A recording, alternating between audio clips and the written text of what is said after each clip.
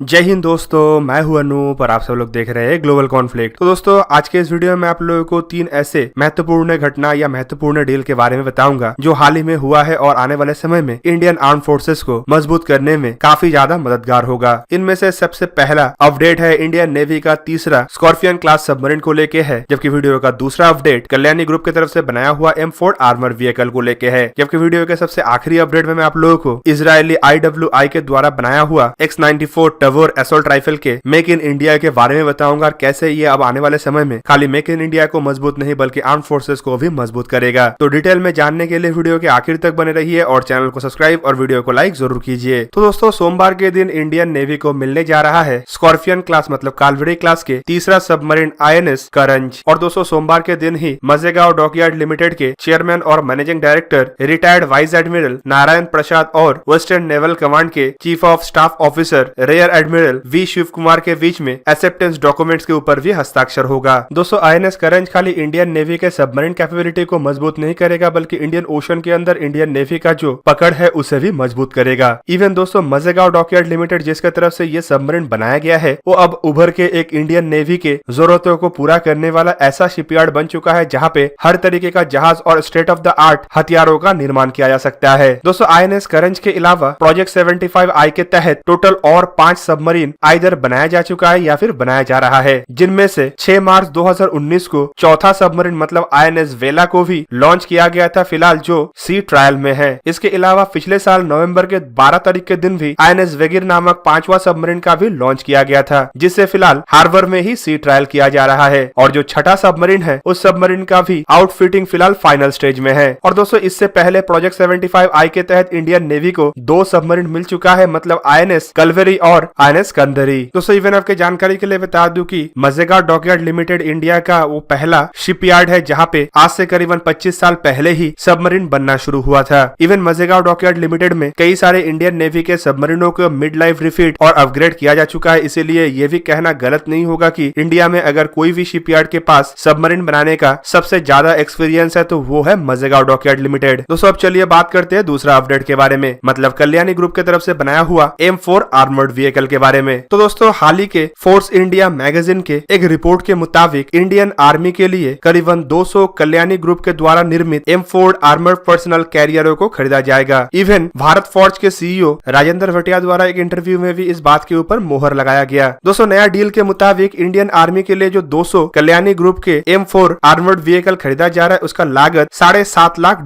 के आसपास होगा। दोस्तों, इस व्हीकल के खासियत के हिसाब से ये करीबन दोनों तरफ 50 किलोग्राम एक्सप्लोजिव से अंदर में बैठे हुए क्रू को सुरक्षित रख सकता है, जबकि गाड़ी के नीचे करीबन 14 किलोग्राम के एक्सप्लोजिव फटने पर भी गाड़ी के ऊपर कोई असर नहीं पड़ेगा। और हाल ही में इंडियन आर्मी द्वारा इस तरीके के आर्मर्ड व्हीकलों का परीक्षण भी लद्दाख के रीजन में किया गया है ताकि इसका इस्तेमाल ऐसे क्षेत्र में भी किया जा सके। दोस्तों, एक्सपर्टों के मुताबिक टाटा ग्रुप द्वारा बनाया हुआ टाटा क्रिस्टल और कल्याणी ग्रुप की तरफ से बनाया हुआ M4 armoured personnel carrier Indian army को आने वाले समय में आर्मर्ड व्हीकलों के क्षेत्र में काफी ज्यादा बढ़ोतरी देगा, जबकि दूसरी तरफ टाटा क्रिस्टल के साथ इसका कंपेयर करते हुए इसे शक्तिशाली कवच और स्पीड और मैन्युवरेबिलिटी का एक मिक्सचर बताया गया। जबकि टाटा क्रिस्टल एक ऐसा गाड़ी है जो शक्तिशाली कवच के साथ तो लैस है, साथ में दुश्मन के ऊपर वार करने के लिए इस्तेमाल किया जा सकता है, जबकि ये आर्मर्ड पर्सनल कैरियर मतलब M4 कैरियर एक ऐसा हथियार होगा जिसका इस्तेमाल दुश्मन के क्षेत्र के अंदर से अपने ट्रूप्स को सुरक्षित बाहर निकालने के लिए भी इस्तेमाल किया जा सकेगा। दोस्तों, इस गाड़ी के कुछ खासियतों के बारे में फिलहाल पब्लिक में जानकारी दिया गया है और उस जानकारी के मुताबिक ये खाली क्रू को सुरक्षित नहीं रख सकता है बल्कि 2.3 टन के पेलोड को भी कैरी कर सकेगा। इवन इसके क्रू कैपेसिटी को लेकर कहा जा रहा है कि कम से कम 8 ट्रूप्स इसमें बैठ पाएंगे। गाड़ी का वजन करीबन 16 टन के आसपास होगा, जबकि ये एक ऐसा गाड़ी है जो 43 डिग्री के ढलान को चढ़ सकता है और करीबन 44 डिग्री के ढलान से नीचे भी उतर सकता है, जबकि इस तरीके के गाड़ी के लिए ज्यादातर चढ़ाई और उतरने का ढलान होता है ये 28 डिग्री के आसपास ही रहता है। इवन दोस्तों, इसके हल के डिजाइन को लेकर भी कहा जा रहा है कि ये मोनोकुलर डिजाइन है, मतलब एक तरीके से देखे तो ये टोटली एक आर्मर्ड शेल है जिसके अंदर हर तरीके के इक्विपमेंट को फिट किया गया। दोस्तों, इसके लिए एक 6 सिलेंडर डीजल इंजन का इस्तेमाल किया गया है जिसके मदद से ये गाड़ी अधिकतम 140 किलोमीटर पर आवर के रफ्तार से दौड़ सकता है और कहा भी ये भी जा रहा है कि इसका मैक्सिमम रेंज करीबन 800 किलोमीटर के आसपास होगा। मतलब कुल मिला के कल्याणी ग्रुप की तरफ से जो आर्मर्ड गाड़ी बनाया गया है ये एक बहुत ही बेहतरीन कॉम्बिनेशन है पावर, प्रोटेक्शन और स्पीड का।